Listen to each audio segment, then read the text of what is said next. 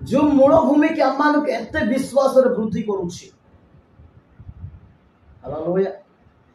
जिते बड़े गोटे गृह कार्य आरंभ हुए, गोटे घर जे निर्माण करे, से निर्माण करुथिबा व्यक्ति जे पर्यंत तार फाउंडेशन अर्थात तार भित्तिमूल को जे पर्यंत स्ट्रांग करी नाही, से पर्यंत से फाउंडेशन उपरे कांथ उठाइबो नाही, कांथ उठाइबो नाही।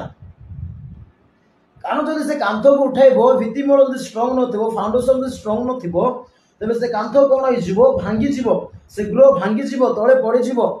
Praise the Lord. ताही पारिबो नाही। तेणु करे से भित्तिमूल होउछंती आम मानकर परमेश्वर स्वयं अटंती।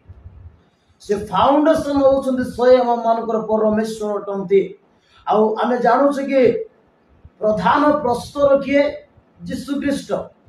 प्रस्तर द्वारा फाउंडेशन गठन करा जाय थाए। अर्थात आम मानकर भित्तिमूल, आम मानकर फाउंडेशन होउछंती स्वयं यीशु ख्रीष्ट ही अटंती। आउ से यीशु ख्रीष्ट को ऊपर जदि आमे माने स्थापित, तेबे आम मानकर विश्वास को के एड़े पारिबो नाही। तो एग्जांपल भाव उदाहरण स्वरूप आपन को कहबा को चाहे, आमे समझ जानि छु माथ्यू लिखित समाचार मध्य गोटे अंश